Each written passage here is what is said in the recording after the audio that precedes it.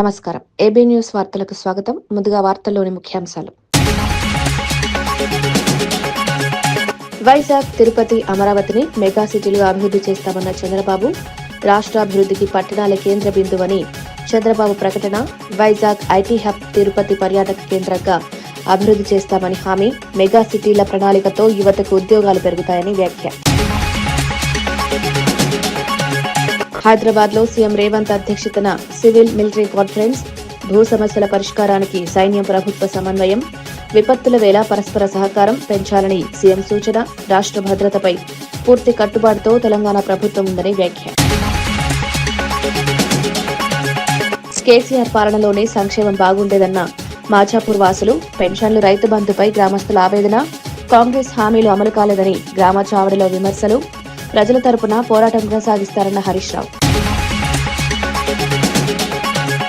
Greenfield highway పనులను పరిశీలించిన శ్రీధర్ రెడ్డి. జాతీయ రహదారుల మంజూరులో జగన్ పాత్ర కీలకమని వెల్లడి. ఎక్స్ప్రెస్ హైవేలను రద్దు చేయడం దురదృష్టకరమని వ్యాఖ్య. ఎన్హెచ్ 544Gపై గిన్నిస్ రికార్డు గర్వకారణమని వెల్లడి. బచావో సికింద్రాబాద్ శాంతి ర్యాలీకి తలసాని పిలుపు. సికింద్రాబాద్ అస్తిత్వాన్ని కాపాడుకోవాల్సిన అవసరం ఉందని వ్యాఖ్య. డీలిమిటేషన్ పేరుతో గుర్తింపు ఉందని చెరిపే ప్రయత్నాలపై ఆగ్రహం. రాజకీయాలకు అతీతంగా ప్రజలంతా ఐక్యంగా నిలవాలని హితవు. వైజాగ్, తిరుపతి, అమరావతిలను మెగా సిటీలుగా అభివృద్ధి చేస్తామని ఆంధ్రప్రదేశ్ ముఖ్యమంత్రి నారా చంద్రబాబు నాయుడు ప్రకటించారు. రాష్ట్ర అభివృద్ధిలో పట్టణాలే కీలక పాత్ర పోషించాలని పేర్కొన్నారు. వైజాగ్ ను ఐటీ, ఇండస్ట్రియల్ హబ్ గా, తిరుపతిని ఆధ్యాత్మిక పర్యాటక కేంద్రంగా, అమరావతిని పరిపాలన రాజధానిగా తీర్చిదిద్దామని వివరించారు. మౌలిక వసతులు కల్పనకు భారీగా పెట్టుబడులు పెట్టనున్నట్లు తెలిపారు. రహదారులు, రవాణా వ్యవస్థ, హౌసింగ్, విద్య, ఆరోగ్య రంగాల్లో సంస్కరణలు తీసుకొస్తామని స్పష్టం చేశారు. యువతకు ఉద్యోగ అవకాశాలు పెంచడమే ప్రభుత్వ లక్ష్యమన్నారు. పెట్టుబడిదారులకు అనుకూల వాతావరణం సృష్టించి రాష్ట్రాన్ని ఆర్థికంగా బలోపేతం చేస్తామన్నారు. ఈ ప్రకటన రాష్ట్ర అభివృద్ధి దిశగా కీలకంగా మారనుందని విశ్లేషకులు భావిస్తున్నారు. తిరుపతి విల్ బికమ్ రాబోయే రోజుల్లో విశాఖపట్నం, అమరావతి, తిరుపతి 3 సిటీస్ ఉంటాయి. మెగా సిటీస్గా డెవలప్ చేస్తాం. ఆ ప్రణాళికలు తయారు చేస్తున్నాం.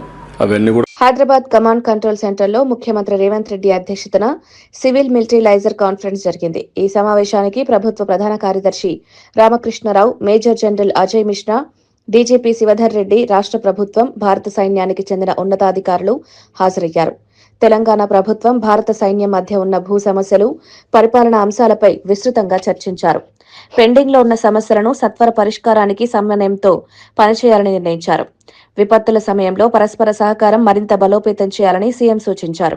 రాష్ట్ర భద్రత, ప్రజల రక్షణ విషయంలో ప్రభుత్వం పూర్తి కట్టుబాటుతో ఉందని తెలిపారు. ఈ సమావేశం 2 వ్యవస్థల మధ్య సంబంధాలను మరింత బలపరిచే దిశగా కీలకంగా నిలిచింది.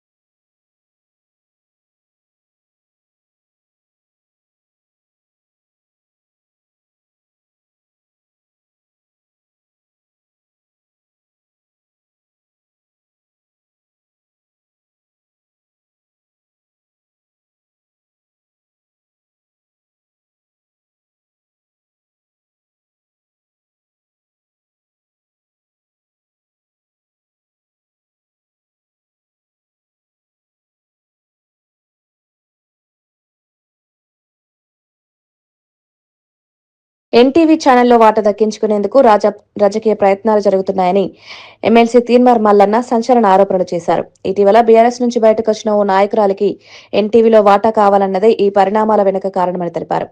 బీఆర్ఎస్ పార్టీకి టీ న్యూస్ ఉన్నట్లే తన పార్టీకి కూడా ఒక ఛానల్ ఉండాలనే ఉద్దేశంతో ఈ ప్రయత్నాలు జరుగుతున్నాయని వ్యాఖ్యానించారు. ఈ వ్యవహారానికి ఓ పార్టీ నేత మద్దతు ఇస్తున్నారని పేర్కొన్నారు. మీడియాను రాజకీయ అవసరాల కోసం ఉపయోగించాలనే ధోరణి ప్రజాస్వామ్యానికి ప్రమాదకరమన్నారు. మీడియా స్వతంత్రత దెబ్బతింటే ప్రజలకు నష్టం జరుగుతుందని హెచ్చరించారు. ఈ వ్యాఖ్యలు రాజకీయ మీడియా వర్గాల్లో తీవ్ర చర్చకు దారితీశాయి. నాకు మిత్రుడు చెప్పాడు, అన్న ఇట్లా జరిగిందన్న అంటే ఆ పంచాయతీ గదిగా తమ్మి గిది పంచాయతీ, ఇది వాటాల పంచాయతీ, ఇది స్టేట్ల పంచాయతీ. ఎన్టీవీలో ఒక మహిళకు వాటా కోసం అంటే టీఆర్ఎస్ పార్టీకి టీ న్యూస్ ఎట్లా ఉందో ఇప్పుడు ఆమెకు కూడా ఒక న్యూస్ ఛానల్ కావాలట. ఆ న్యూస్ ఛానల్లో వాటా కోసం ఆమె చేస్తున్నటువంటి ప్రయత్నాల్లో ఇదొక ప్రయత్నం అంతే. ఇదంతా నరేంద్ర చౌదరి గారిని బెదిరించి నరేంద్ర చౌదరి గారు నీ సంగతి ఏంది మరి, ఆ వాటా ఇస్తావా లేదా ఈమెకు అనేటువంటి డీల్ జరుగుతూ ఉందన్నట్టు ఆ పనిలో ఉన్నది ఇప్పుడు అది వ్యవస్థ అంతా. ఇది ఒరిజినల్ కథ. సంక్రాంతి పండుగ సందర్భంగా గుంటూరు జిల్లా తెనాలిలో అల్లుడికి అరుదైన విందు ఏర్పాటు చేశారు. వందనపు మురళీకృష్ణ దంపతులు తమ అల్లుడు రాజమండ్రి వాసి శ్రీదత్త కోసం ఏకంగా 158 రకాల పిండి వంటలతో భోజనం సిద్ధం చేశారు. గోదావరి, గుంటూరు ప్రాంతాల సాంప్రదాయ రుచులను మేళవిస్తూ స్వీట్లు, హాట్లు, కూరలు ప్రత్యేకంగా వండారు. అల్లుడికి ఇచ్చే గౌరవానికి ఇది ప్రత్యేకగా నిలిచిందని కుటుంబ సభ్యులు తెలిపారు. ఈ వినూత్న విందు సోషల్ మీడియాలో వైరల్ గా మారి రాష్ట్ర వ్యాప్తంగా ఆసక్తి రేపుతోంది. సాంప్రదాయ పండుగలకు, కుటుంబ బంధాలకు ఇచ్చే ప్రాధాన్యాన్ని ఈ ఘటన గుర్తు చేస్తోందని పలువురు అభిప్రాయపడుతున్నారు. సంక్రాంతి సంబరాల్లో ఈ వంతు ప్రత్యేక ఆకర్షణగా నిలిచింది.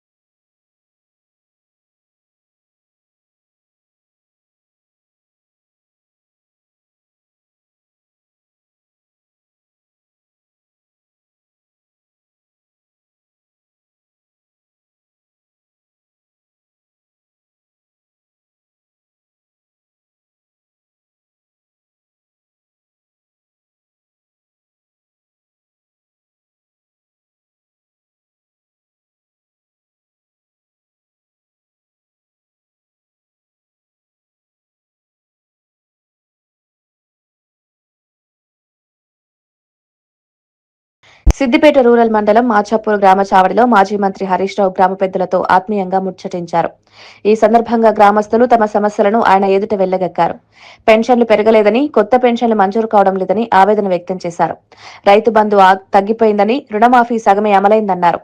కేసీఆర్ పాలనలో 24 గంటల కరెంటు ఉండేదని, ఇప్పుడు విద్యుత్ కోతలు పెరిగాయన్నారు.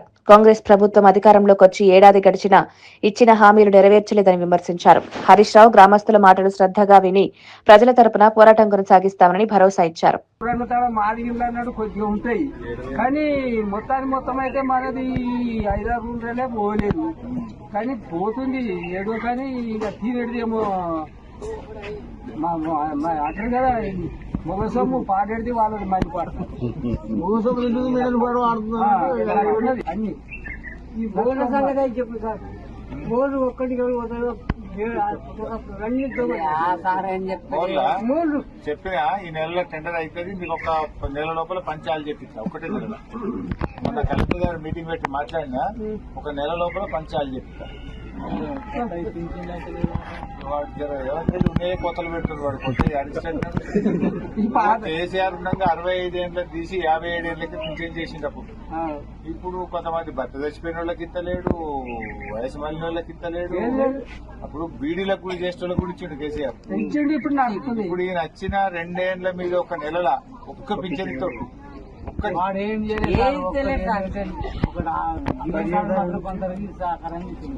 ఈ బస్సు అయితే ఆడల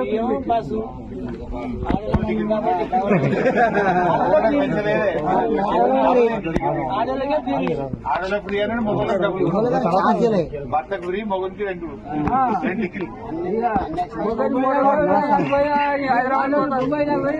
అంతేనా? సికింద్రాబాద్ చరిత్రను అస్తిత్వాన్ని తుడిచిపెట్టే ప్రయత్నాలను సహించబోమని మాజీ మంత్రి తలసాని శ్రీనివాస్ యాదవ్ హెచ్చరించారు. ఈ నెల 17న నిర్వహించనున్న బచావో సికింద్రా శాంతి ర్యాలీ గోడ పత్రికను ఆయన ఆవిష్కరించారు. డీలిమిటేషన్ పేరుతో సికింద్రాబాద్ గుర్తింపును కనుమరుగయ్యేలా ప్రభుత్వం చర్యలు తీసుకుంటోందని ఆరోపించారు. ఇది కేవలం రాజకీయ అంశం కాదని, ప్రజల సాంస్కృతిక, చారిత్రక హక్కుల ప్రశ్నగా పేర్కొన్నారు. రాజకీయాలకు అతీతంగా ప్రజలంతా ఐక్యంగా ర్యాలీలో పాల్గొని తమ నిరసనను తెలియజేయాలని పిలుపునిచ్చారు. సికింద్రాబాద్ అనేది భావోద్వేగాలతో ముడిపడ్డ ప్రాంతమని, దాని పేరును మార్చడం ప్రజల మనోభావాలను దెబ్బతీస్తుందన్నారు. ర్యాలీని శాంతియుతంగా, విజయవంతంగా నిర్వహించేందుకు అన్ని వర్గాల సహకారం అవసరమని తెలిపారు.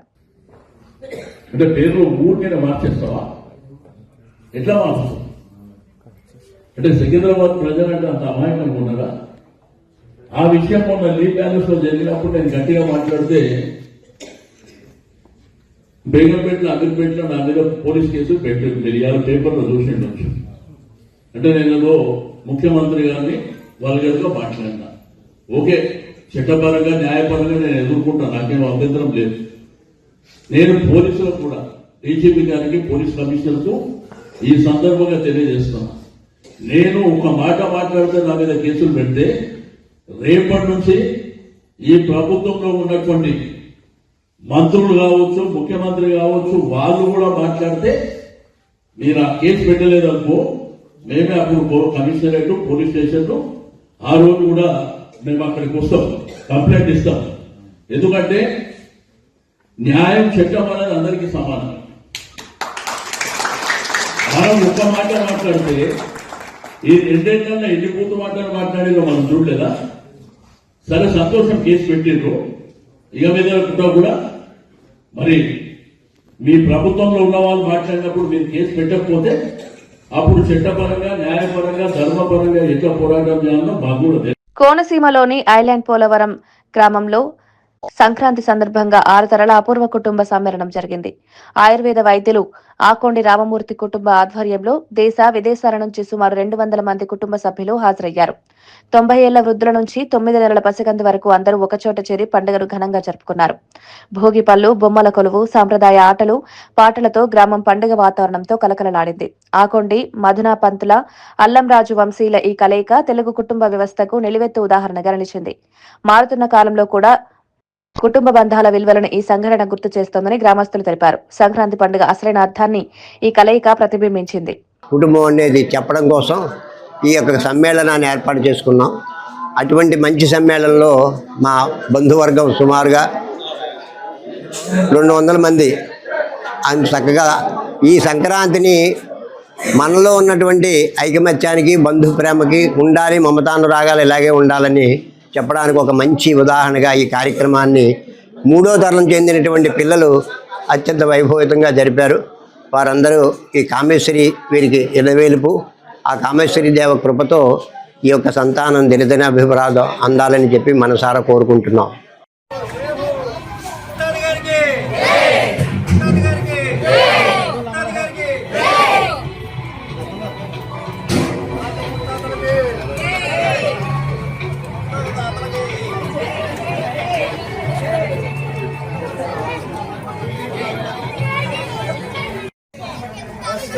రెడీ అండి, ఇటు చూడండి.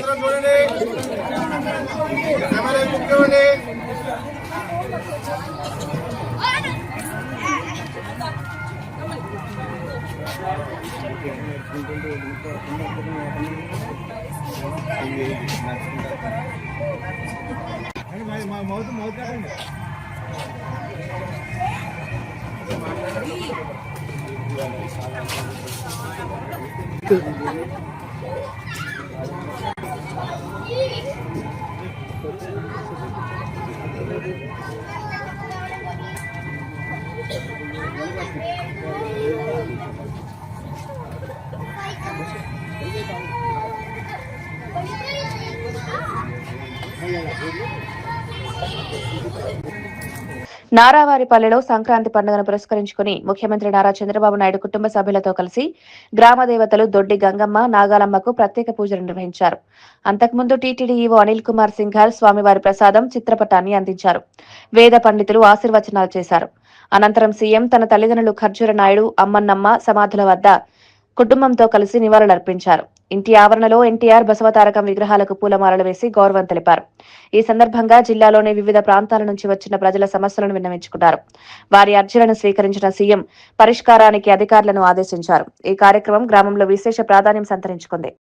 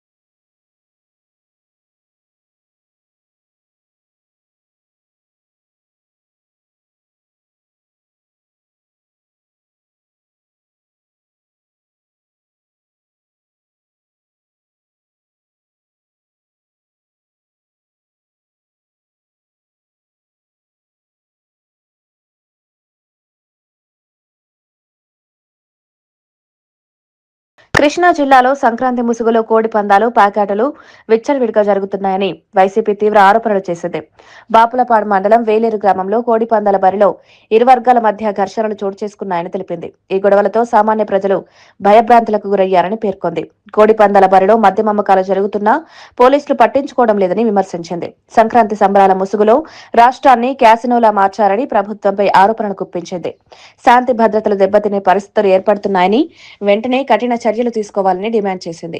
ఈ అంశం జిల్లాలో రాజకీయంగా ఉద్రిక్తతకు దారితీసింది.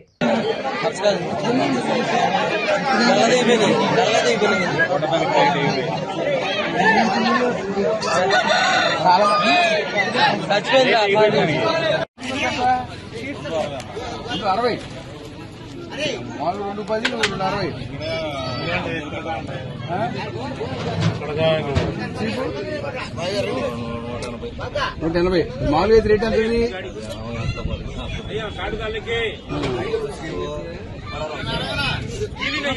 దాన్ని అమ్ముతున్నావుగా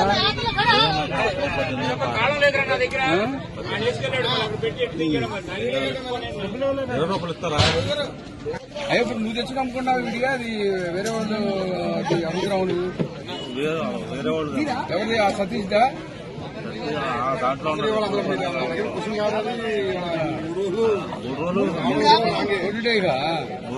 ఏమి బేరం లేదు.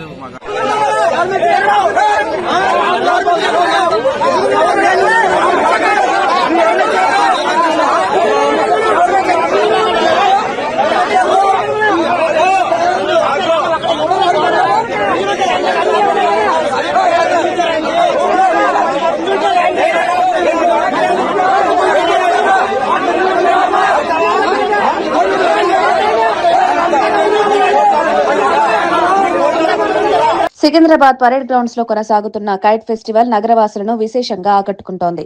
వివిధ ఆకృతులు, రంగుల్లో ఉన్న పతంగులు ఆకాశాన్ని నింపుతూ సందడి చేస్తున్నాయి. పిల్లలు, కుటుంబాలు పెద్ద సంఖ్యలో ఫెస్టివల్ కు తరలివస్తున్నారు.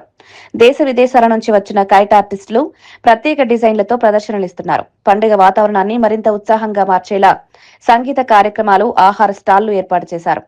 భద్రత కోసం పోలీసులు ప్రత్యేక బందోబస్తు ఏర్పాటు చేశారు. ట్రాఫిక్ ఇబ్బందులు లేకుండా చర్యలు తీసుకున్నారు. సంక్రాంతి సంబరాల్లో ఈ కైట్ ఫెస్టివల్ ప్రధాన ఆకర్షణగా నడుస్తోంది. నగరంలో పండుగ ఆనందాన్ని పంచే కార్యక్రమంగా ఇది విజయవంతంగా కొనసాగుతోంది.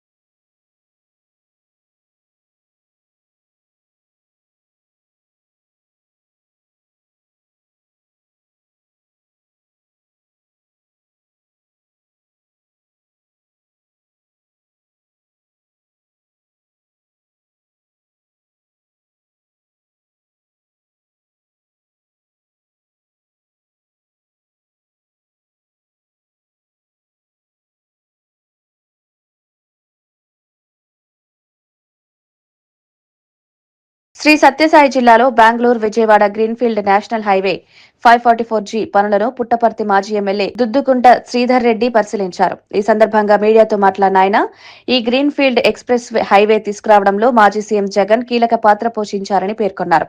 కేవలం 3 సంవత్సరాల్లో పుట్టపర్తి నియోజకవర్గానికి 6,000 కోట్ల రూపాయలతో NH 342, NH 716G, NH 544G రహదారులు మంజూరయ్యాయని తెలిపారు. కానీ చంద్రబాబు ప్రభుత్వం NH 716Gను రద్దు చేయడం దురదృష్టకరమన్నారు. అనంతపురం నుంచి అమరావతి వరకు ప్రతిపాదించిన ఎక్స్ప్రెస్ హైవేను ఫైళ్లకే పరిమితం చేశారని విమర్శించారు. జగన్ ముఖ్యమంత్రిగా ఉన్న సమయంలో 18,000 కోట్లతో 300 కిలోమీటర్ల జాతీయ రహదారి నిర్మాణం జరిగిందన్నారు. NH 544G పై గిన్నిస్ రికార్డు సాధించడం గర్వకారణమని తెలిపారు. ఈరోజు Guinness book of world record సాధించినటువంటి రాజపాత్ ఇన్ఫ్రాకాన్ కంపెనీ యాజమాన్యానికి మేనేజింగ్ డైరెక్టర్ అయినటువంటి జగదీష్ కదం గారికి, అదేవిధంగా డైరెక్టర్ టెక్నికల్ అయినటువంటి శివనాథ్ గారికి, అదేవిధంగా ఇక్కడ పనిచేసినటువంటి ప్రాజెక్టు ఇన్ఛార్జెస్కు, అదేవిధంగా స్టాఫ్కు, అదేవిధంగా ఈ ప్రాజెక్టులో పాలు పంచుకున్నటువంటి స్కిల్డ్ అన్స్కిల్డ్ లేబర్కు ప్రతి ఒక్కరికి నా ప్రత్యేక ధన్యవాదాలు, కృతజ్ఞతలు తెలియజేసుకుంటా ఉన్నాను. ఈరోజు పుట్టపర్తి నియోజకవర్గం ఒక చారిత్రాత్మకమైన నియోజకవర్గం. ఎందుకంటే భగవాన్ శ్రీ సత్యసాయి బాబా పుట్టినటువంటి పుణ్యభూమిలో ఈరోజు రాజపాత్ ఇన్ఫ్రాకాన్ వాళ్ళు 26 కిలోమీటర్లు 3 లేన్ రోడ్డు, బాబు ఒక 5 నిమిషాలు నసన్న ప్లీజ్, 26 కిలోమీటర్లు 3 లేన్ రోడ్డు, అదేవిధంగా ఎనికి మళ్ళా 26 కిలోమీటర్లు అంటే 52 కిలోమీటర్ల గ్రీన్ఫీల్డ్ హైవే NH 544G. దీన్ని అంటే మొత్తంగా 156 కిలోమీటర్ల సింగిల్ లేన్ రోడ్డు, 156 కిలోమీటర్ల సింగిల్ లేన్ రోడ్డును ఈ నెల 5వ తారీఖున ప్రారంభించి 11వ తారీఖున దాదాపుగా 156 కిలోమీటర్ల సింగిల్ లైన్ రోడ్డును పూర్తి చేసినటువంటి రాజపాత్ ఇన్ఫ్రాకాన్ యాజమాన్యానికి గిన్నిస్ బుక్ వరల్డ్ రికార్డు సాధించినటువంటి ఘనత. కడప ఆర్టీసీ బస్టాండ్లో మతిస్థిమితం లేని వ్యక్తి హల్చల్ కలకలం రేపింది. 13వ నంబర్ ప్లాట్ఫామ్పై ఆగి ఉన్న కడప పులివెందుల బస్సులోకి గాలివీడుకు చెందిన బాలరాజు ఎక్కాడు. బస్సు తాను నడుపుతానంటూ స్టార్ట్ చేయడానికి ప్రయత్నించడంతో ప్రయాణికులు భయాందోళనకు గురయ్యారు. టిఫిన్ కోసం ప్లాట్ఫామ్పై బస్సును పార్క్ చేసి వెళ్లిన డ్రైవర్ లేకపోవడంతో పరిస్థితి మరింత ఉద్రిక్తంగా మారింది. బాలరాజు కొద్దిసేపటి నుంచి బస్టాండ్ పరిసరాల్లో పిచ్చి పిచ్చిగా మాట్లాడుతూ తిరుగుతున్నట్లు సిబ్బంది తెలిపారు. అప్రమత్తమైన ఆర్టీసీ సెక్యూరిటీ సిబ్బంది అతడిని బలవంతంగా డ్రైవర్ సీట్ నుంచి దింపారు. అనంతరం బస్టాండ్ అండ్ అవుట్పోస్ట్ పోలీసులకు అందించారు. ప్రమాదం తప్పడంతో ప్రయాణికులు ఊపిరి పీల్చుకున్నారు. మంచి వయసులో ఉన్నాడు పిల్లగాడు, వానికి మెంటల్ టార్చర్ ఉండదేమో తెలియదు మనకు. పార్లర్ అయినా బయటికి అంటే ఎఫ్ఆర్ రాస్తా నేను నాకు పోయేదానికి ఎవరు నువ్వు నాకు అంటున్నాడు. మళ్ళీ పోలీసు హ్యాండ్ ఓవర్ చేసినాక బస్సు స్టార్ట్ చేసినాక బస్సు స్టార్ట్ చేసి మరి పోలీసు వాళ్ళు హ్యాండ్ ఓవర్ చేసినారు. పోలీసు వాళ్ళకి హెడ్ కానిస్టేబుల్కే కొడతా ఉంటాడు, మెట్తో కొడతా ఉంటాడు. మళ్ళీ హ్యాండ్ ఓవర్ చేశారు, మళ్ళీ వాళ్ళు పోలీస్ స్టేషన్ హ్యాండ్ ఓవర్ చేశారు. జరిగింది ఇది కష్టం. ప్రమాదం ఏమైనా జరిగింది? ఏం లేదు. నేను అక్కడ 7:45, 8 గంటలు నేను లోపల ఉన్నాను. మళ్ళీ లోపల నుంచి బయటకు వచ్చాను 8 అంత లోపల పోలీస్ కానిస్టేబుల్ హ్యాండ్ ఓవర్ చేసుకున్నాడు. మళ్ళీ పోలీసు వాళ్ళు మాట్లాడుతున్నాడు. నేను అప్పుడు నేను లేను, అక్కడ లోపల ఉన్నాను. 7:45, 8 ఆ మధ్య ప్రాంతంలో పిచ్చి పిచ్చిగా మాట్లాడినాడు. నేను లోపల వెళ్ళిపోయాను, లేను. మళ్ళీ వస్తే కానిస్టేబుల్ హ్యాండ్ ఓవర్ చేసుకున్నారు. మళ్ళీ తీసుకుపోయినారు లోపలికి. కానిస్టేబుల్గా మెట్తో కొడతా అంటున్నాడు. లోపల తీసుకుపోయినారు, హ్యాండ్ ఓవర్ చేశాను పోలీసు తీసుకుపోయినారు.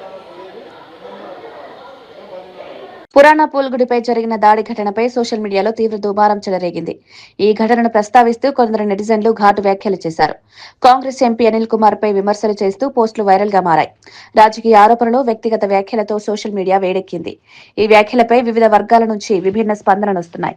కొందరు ఘటనపై తక్షణమే చర్యలు తీసుకోవాలని డిమాండ్ చేస్తుండగా మరికొందరు భాషా మర్యాదలు పాటించాలని సూచిస్తున్నారు. దేవాలయాల భద్రత, మత సంవత్సరంపై కూడా ఈ ఘటన చర్చకు దారితీసింది. పోలీసులు పరిస్థితిని గమనిస్తూ సోషల్ మీడియాలో ఉద్రిక్తతలు పెరగకుండా చర్యలు తీసుకుంటున్నట్లు సమాచారం. ఈ ఘటన రాజకీయ, సామాజిక వర్గాల్లో మరింత చర్చను రేపుతోంది.